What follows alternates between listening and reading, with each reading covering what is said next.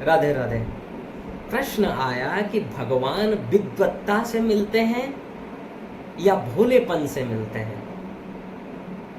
देखिए, वास्तविक ज्ञानी ही वही है, वास्तविक विद्वान ही वही है, उसे ही वास्तविक विद्वान कहा जाएगा जो समस्त शास्त्र वेदों का ज्ञान प्राप्त कर चुका हो और उसको दृढ़ निश्चय हो चुका हो कि भगवान कैसे मिलेंगे।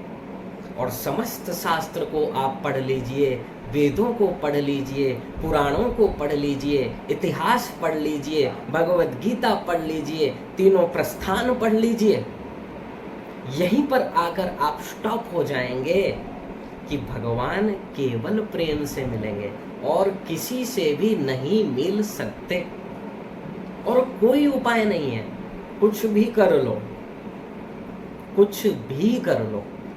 भगवत प्राप्ति करने की यदि चाहत है तो आप किसी भी मंत्र को उठा लीजिए सनातन ग्रंथ से, जितने हमारे सनातन धर्म के मुख्य ग्रंथ हैं, और सबसे ऊपर सबसे टॉप क्लास का अंतिम प्रमाण तो वेद ही है। और वेद जो कह दे बस वही परम सत्य है। और वेद ने क्या कहा? भावग्राही मनीडाख्यम भावा भावकरम शिवम, श्वेताश्वतरोपनिषद 5:14। भगवान भावग्राह्य हैं, केवल भाव ही भगवान को प्रिय है। तुम कितने पढ़े लिखे हो, कितने मंत्र को जानते हो, कितने तुम वेद मंत्र को याद रखे हो, इससे भगवान को कोई मतलब नहीं है, कोई भी मतलब नहीं है। यदि कोई व्यक्ति, कोई जीव अपना सारा उम्र लगा दे वेदों के मंत्रों को रटने में और मान लो सफल भी हो जाए, वेद के मंत्रों को याद रख ले, लेकिन भगवान की भक्ति नहीं की, भगवान में प्रेम उत्पन्न नहीं हुआ, तो उससे अरबों गुना अच्छा वो व्यक्ति है जो एक भी मंत्र न जानता हो लेकिन भगवान से प्रेम करता है। क्योंकि राम ही केवल प्रेम प्यारा, भगवान को केवल प्रेम ही प्रिय है और कुछ प्रिय नहीं है। और लोग आज इसी का विपरीत करते हैं। मंदिरों में जाइए, बड़े बड़े पुजारी लोग मंत्र पढ़ते हैं, हरि ओम मां सहस्त्र शीर्षा पुरुषा सहस्त्राक्ष सहस्त्रपात, ऐसे पढ़ते हैं।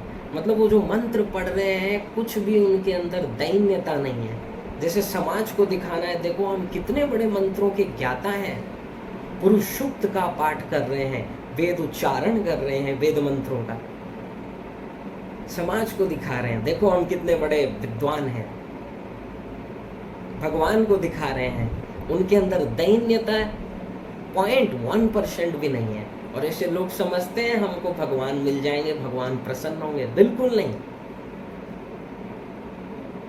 अरे तुम भगवान के आगे ही, भगवान जो वेद में जो मंत्र आया है उसी को ऐसे पढ़ रहे हो, मतलब अपनी विद्वत्ता को दिखा रहे हो भगवान के आगे, इससे क्या होगा?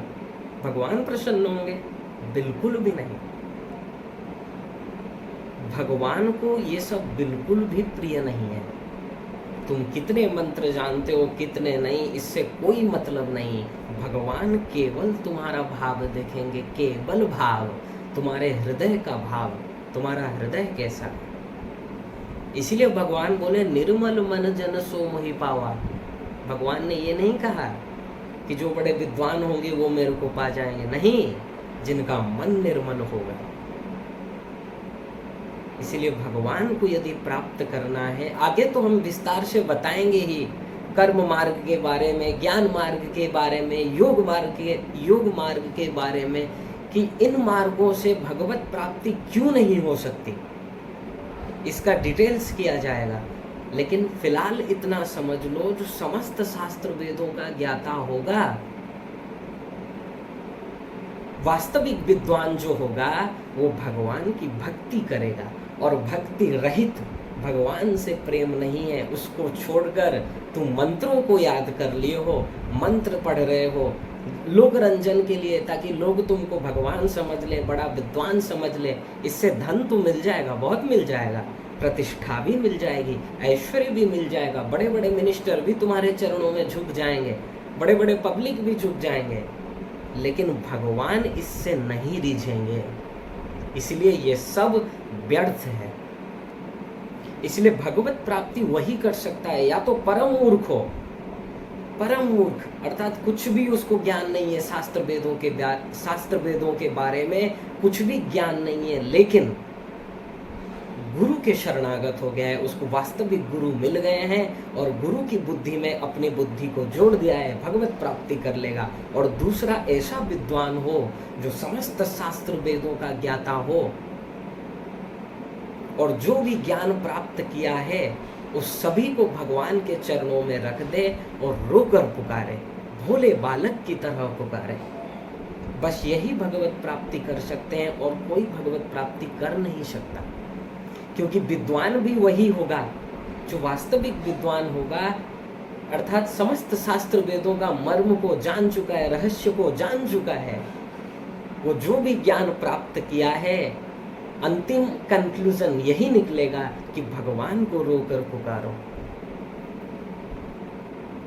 और तुम कितने भी बड़े विद्वान हो जाओ, यदि भगवान के लिए आंसू नहीं है, भगवान प्रिय नहीं लगते, तो वो निरर्थक है। इसलिए कबीरदास जी महाराज कहते हैं, बिन रोया किन पाया प्रेम प्यारो मीत। ये जो बड़े बड़े मंत्र रटने वाले हैं मंदिरों में, इनसे पूछो तुमने भगवान के लिए आंसू कितना बहाया है जीवन भर में, कितना सेकंड कितना मिनट तुम आंसू बहाए हो, तो बोलेगा आंसू क्यों बहाए हम, क्यों, अहम ब्रह्मास्मि, बृहदारण्यकोपनिषद 1-4-10, तत्त्वमसि, छांदोग्योपनिषद 6-8-7, अयम आत्मा ब्रह्म, बृहदारण्यकोपनिषद 4-4-5।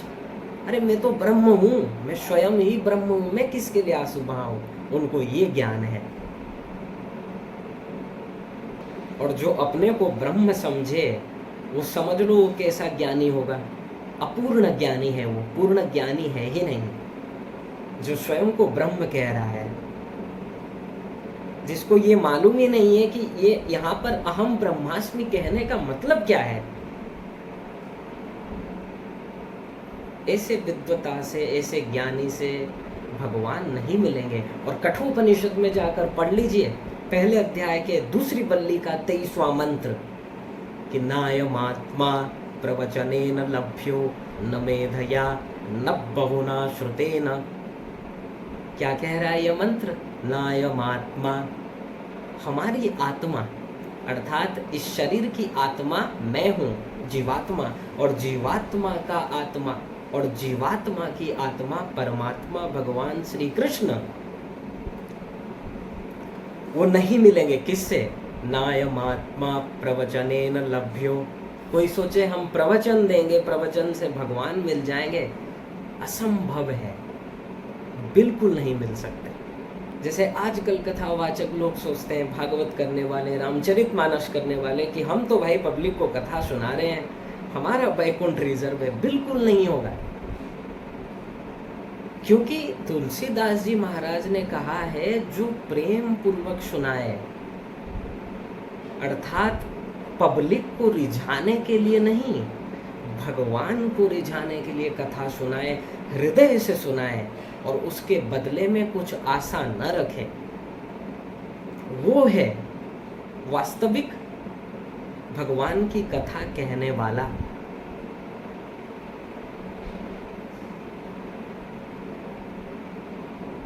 जो भगवान की कथा प्रेम पूर्वक सुनाते हैं, उससे कुछ आशा नहीं रखते हैं कि हम कथा कह रहे हैं, इतना हमको चाहिए, ये आशा ना हो, तब तुम कहाँ कथा का दान कर रहे हो, तब तो तुम व्यापार कर रहे हो, रोजगार कर रहे हो भाई।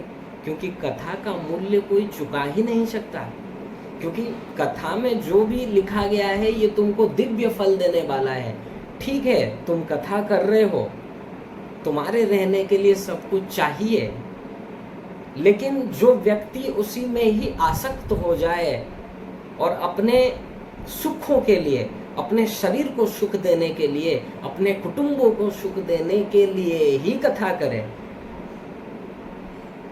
ऐसे व्यक्ति को भगवत प्राप्ति नहीं हो सकती, बिल्कुल भी नहीं हो सकती। तो नायमात्मा प्रवचनेन लभ्यो, प्रवचन से भगवान नहीं मिलेंगे। प्रवचन से भगवान तब ही मिलेंगे जब तुम प्रवचन को हृदय से गदगद पूर्वक, प्रेम पूर्वक गाओ। ये नहीं कि मन में वासना भरा है, मन में तुम संसारी कामना भरे हुए हो, उसकी पूर्ति के लिए तुम कथा कर रहे हो, अपने सुख के लिए, अपने शरीर को सुख देने के लिए। और जब बात आ गई कि तुम अपने शरीर को सुख देना चाहते हो, इसका मतलब यही है कि तुम भगवान से प्रेम नहीं करते हो। जब बात ये आ गई कि तुम शरीर के विषयों का सुख चाहते हो, अर्थात तुम्हारा मन उन विषयों में आसक्त है। 5 प्रकार के विषय हैं, क्योंकि 5 ज्ञानेंद्रिय हैं। तो उन विषयों में तुम्हारा मन जो आसक्त हो रखा है, उसको तुम संसार का चाहते हो। अर्थात देखिए, भक्ति मतलब क्या, इन्हीं विषयों को हम चाहें, लेकिन भगवान से चाहें, अर्थात भगवान को देखने की कामना हो, भगवान की बंसी सुनने की कामना हो, भगवान को स्पर्श करने की कामना हो, तब तो ये भक्ति है। और जब हम ये कामना संसार से लें, संसारी कामना करें, तब ये भक्ति नहीं है। तो आप कथा करें या जो भी कर रहे हो, यदि आपके मन में कामना ये है कि संसारी वस्तु से हम सुख ले रहे हैं, संसारी विषय भोग को पाकर तुम सुख हो रहे हो, तो तुम भक्ति नहीं कर रहे हो। इसका मतलब ये है कि तुम्हारा मन उस संसारी विषय में अटैच्ड है, तुम्हारा अटैचमेंट भगवान में नहीं है। और जब मन भगवान में नहीं है, तो कैसे तुमको भगवान मिलेंगे? असंभव। इसलिए नायमात्मा प्रवचनेन लभ्यो न मेधया। कोई बहुत बड़ा विद्वान हो, मेधावी हो, प्रकांड विद्वान, अर्थात अभी जैसा हमने कहा कि वेद शास्त्र को रट लिया हो, और वो सोचे कि हम तो इतने मंत्र के ज्ञाता हैं, हमारा कल्याण फिक्स है, बिल्कुल नहीं हो सकता भक्ति के बिना। तो नायमात्मा प्रवचनेन लभ्यो न मेधया न बहुना श्रुतेन। कुछ लोग ऐसे हैं, बोलते हैं हम 200 भागवत कथा सुन चुके हैं, 300 कथा सुन चुके हैं, और भागवत में तो कहा गया है एक ही कथा सुन लो तो मोक्ष मिल जाएगा। कहाँ लिखा है भागवत में कि एक कथा सुनने से मोक्ष मिल जाएगा? भागवत के 12वें स्कंद के 13वें अध्याय का 18वां श्लोक पढ़िए। तच्छृण्वन् विपठन् विचारण परो भक्त्या विमुच्ये नर। 12, 13, 18 इसमें कहा जा रहा है तच्छृण्वन्, पहले सुनो, विपठन पढ़ो, विचारण करो, उसका मनन करो अकेले में, तब तुमको भक्ति मिलेगी। और केवल सुन ले रहे हो 3 घंटा 4 घंटा महाराज जी के सामने, या फिर यूट्यूब में, या फिर टेलीविजन में सुन लिए और फिर संसार में आसक्त हो गए, ये सुनकर क्या लाभ? ऐसे सुनकर क्या लाभ? इसलिए भगवान न तो प्रवचन से मिलेंगे, न बड़े मेधावी को मिलेंगे, बड़े विद्वान को मिलेंगे, न ही तुम बहुत सुन लो कथा पुराण आदि सुन लो तो मिलेंगे, बिल्कुल नहीं। भगवान केवल कृपा से मिलेंगे।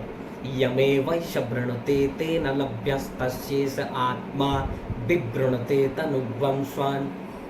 कठोपनिषद 1-2-23। और कृपा उसी पर होगी, किस पर? जो भगवान से प्रेम करेगा, और कोई मार्ग नहीं है, केवल प्रेम। यदि हम अपना मन का अटैचमेंट भगवान में करेंगे, भगवान को ही अपना मानेंगे, एक भोले बालक की तरह, जैसे एक छोटा सा बच्चा अपने माँ के शरणागत हो जाता है, अरे कुछ करना नहीं है, कृपा देखिए भगवान की बहुत सरल है। मतलब भगवान कह रहे हैं कुछ मत करो, करें क्या? मेरे शरणागत हो जाओ, अर्थात पूर्ण समर्पण मेरे को कर दो, तुम मेरे प्रति पूर्ण समर्पण हो जाओ। और उदाहरण दे दिया छोटा सा बच्चा, भोले बालक की तरह। मतलब कोई छल कपट ना हो, पूर्ण रूप से मेरे समर्पण हो जाओ, मुझ पे ही विश्वास रखो। मन मना भव मद भक्तो मद्या जी माम नमस्कुरु। ये श्लोक 2 बार आया है गीता में, 9वें अध्याय का 34वां श्लोक 934 और 1865 1865 गीता कि मन मना भव मद भक्तो मदियाजी माम नमस्कुरु। अर्थात हम केवल भगवान के ही शरणागत हो जाएं, तब हमारे कल्याण में किसी भी प्रकार का प्रश्न चिन्ह नहीं रहेगा। और शरणागत मतलब भगवान को ही अपना मानना, भगवान से ही प्रेम करना, बस। न तो भुक्ति की कामना हो अर्थात संसारी विषयों की कामना, न मुक्ति की कामना हो। ये 5 प्रकार की जो मुक्ति बताई गई है, सालोक्य साष्टि सामीप्य सारूप्य सायुज्य, फेंक दे ये 5 प्रकार की मुक्ति को। बिल्कुल भी न चाहे, न भुक्ति चाहे अर्थात न मृत्यु लोक चाहिए, न ब्रह्म लोक तक का ऐश्वर्य चाहिए, और ना ही तुमको वैकुंठ चाहिए। किसी भी प्रकार की कामना न हो, वो केवल भगवान से ही प्रेम करे, भगवान की ही सेवा चाहे, भगवान को ही प्रसन्न करने की कामना सदा करे, तो उस पर भगवान की कृपा तुरंत हो जाएगी।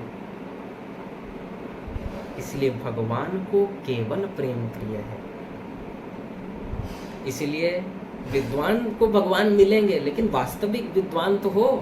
किताबी, इसी को कबीरदास जी महाराज कहते हैं कि पोथी पढ़ पढ़ जग मुआ और पंडित भयान कोई, लेकिन ढाई आखर प्रेम का पढ़े सो पंडित होई। कि पोथी पढ़ रहे हैं आज के लोग, वेद पढ़ो, ऋग्वेद यजुर्वेद सामवेद अथर्ववेद उपनिषद गीता पढ़ पढ़ के याद रख भी ले रहे हैं, अवार्ड मिल रहा है, प्राइज मिल रहा है, लोग वाह वाह कर रहे हैं कि ये बहुत बड़े विद्वान हैं, लेकिन भीतर से प्रेम नहीं है, कोई फायदा नहीं है। ऐसे विद्वान होने का कोई फायदा नहीं है। वास्तविक विद्वान ही उसे कहा जाएगा जो ये समझ चुका हो कि भगवान कृपा से ही मिलेंगे, और कृपा केवल भगवान की शरणागति से ही होगी, और कोई उपाय नहीं है और कोई मार्ग नहीं है। तो भगवान तो केवल शरणागति से ही मिलेंगे। जो भगवान के शरणागत हो जाएगा, और शरणागत होकर अहंकार नहीं, शरणागत मतलब रट लो कि निरंतर भगवान से प्रेम करना, भगवान से कुछ भी नहीं चाहना, दृढ़ विश्वास भगवान पे ही रखना कि प्रभु मेरे अंदर ऐसा कोई भी गुण नहीं है, कुछ भी नहीं है कि मैं आपको प्राप्त कर सकूं। मैं तो केवल आपकी कृपा का ही,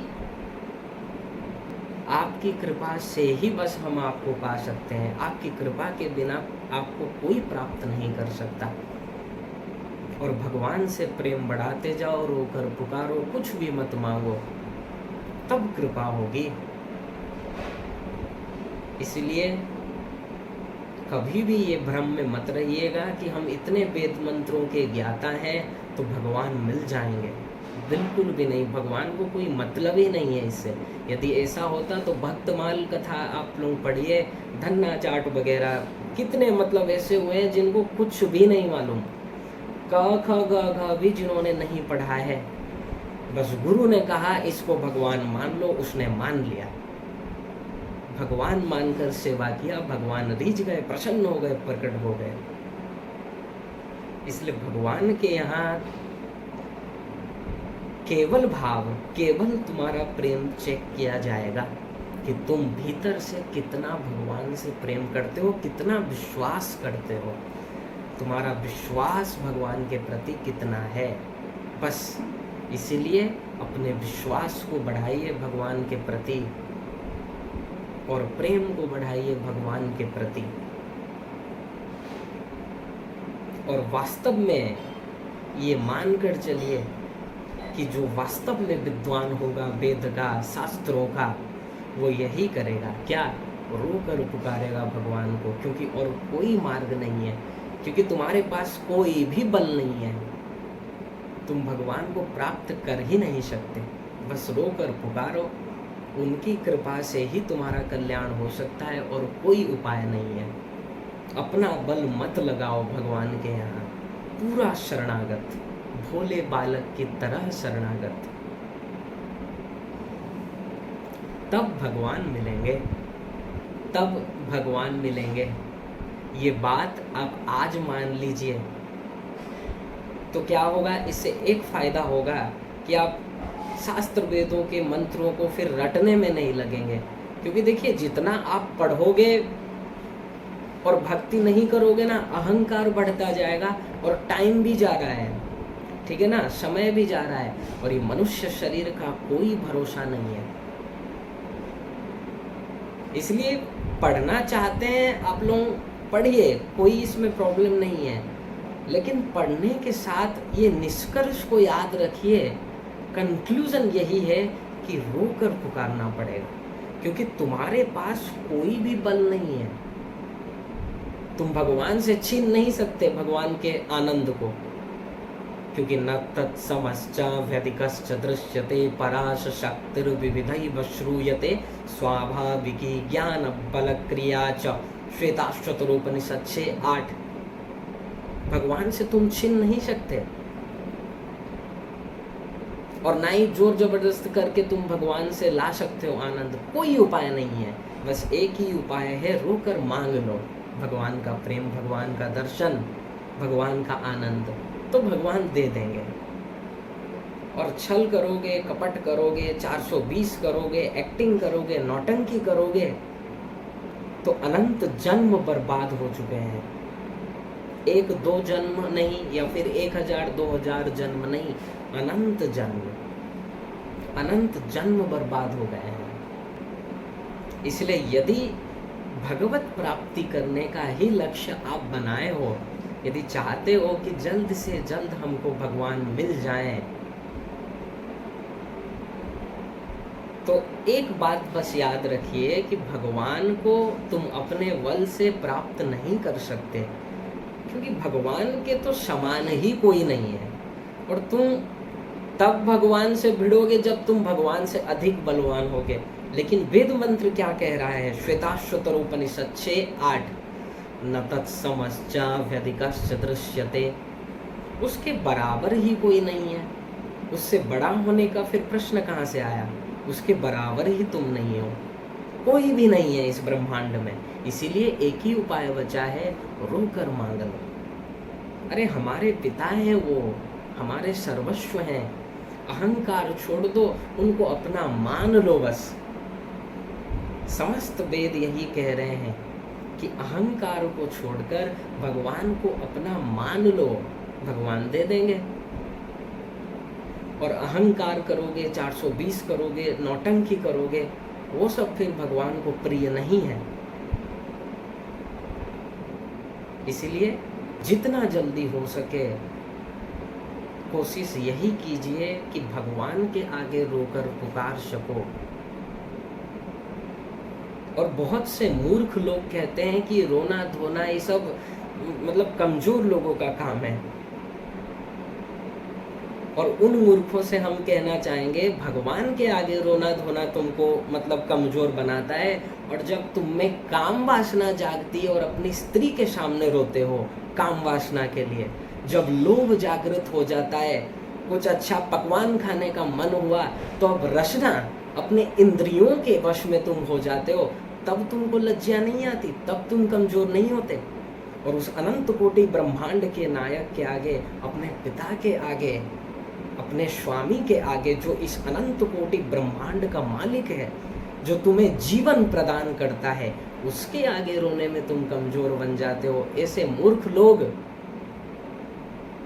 भगवान की माया से इनकी बुद्धि मोहित हो गई है, मोहित, कि ये काम वासना में, जब माइक एरिया में जब इनको ये सब जागृत होता है इनका मन में, काम क्रोध लोभ, तो इनके वश में ये हो जाते हैं, इनके लिए ये रो देते हैं। और भगवान के यहाँ इनको रोना नहीं आता। ये तो इनके पाप कर्मों का ही फल है कि भगवान के आगे ये रोकर नहीं पुकार पाते हैं।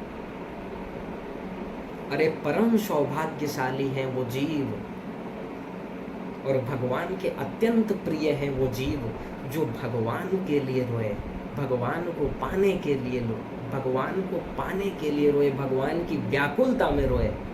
उससे बड़ा सौभाग्यशाली और कौन होगा? लेकिन कुछ लोग ऐसे ही हैं, उनके लिए मूर्ख हृदय न चेत। ऐसे लोगों को यदि ब्रह्मा जी भी आकर समझाना चाहें, नहीं समझा सकते। क्यों? क्योंकि उनकी बुद्धि ही मोहित हो रखी है माया से, विपरीत बुद्धि। वो तो तभी समझ सकेंगे जब उनका अच्छा संस्कार जागृत होगा। इसलिए ऐसे चक्कर में मत पड़िए, इधर उधर की बात मत सुनिए। ये तो आप अपने तर्क से भी विचार कर सकते हैं कि जिस एरिया में तुम अपने बल से उसको प्राप्त कर ही नहीं सकते, नहीं तुम उससे छीन सकते हो। संसार में क्या होता है, जब किसी से कुछ वस्तु चाहिए, या तो चोरी कर लो, तो भगवान के यहाँ तुम चोरी कर सकते हो? नहीं कर सकते। या फिर उसको 2 थप्पड़ लगा कर ले आओ, भगवान को लगा दोगे 2 थप्पड़? नहीं लगा सकते। तो फिर तीसरा उपाय है मांग लो, रोकर मांग लो, और यही करना पड़ेगा। नहीं करोगे कोई चिंता नहीं है, 84 लाख में घूमो करोड़ों जन्म, एक दिन मानना पड़ेगा। जब तक नहीं मानोगे तब तक इस 84 लाख के बंधन से छुटकारा नहीं मिलेगा, और न ही त्रिगुण त्रिकर्म त्रिदोष त्रिशरीर पंचक्लेश पंचकोश, ये समस्त जो माया के विकार हैं, इससे भी मुक्ति नहीं मिलेगी। कब तक? जब तक हम भगवान के शरणागत नहीं होंगे, भगवान को रोकर नहीं पुकारेंगे। अरे जब कोई जीव भगवान के लिए एक आंसू बहाता है, तो भगवान भी उसके लिए आंसू बहाते हैं। ये तो कब पता नहीं जीव का सौभाग्यशाली दिन आएगा कि वो भगवान को पाने के लिए रोएगा, भगवान की व्याकुलता में आंसू बहाएगा। इससे बड़ा सौभाग्य इस अनंत कोटि ब्रह्मांड में कुछ हो ही नहीं सकता, कुछ भी हो ही नहीं सकता, कुछ भी नहीं।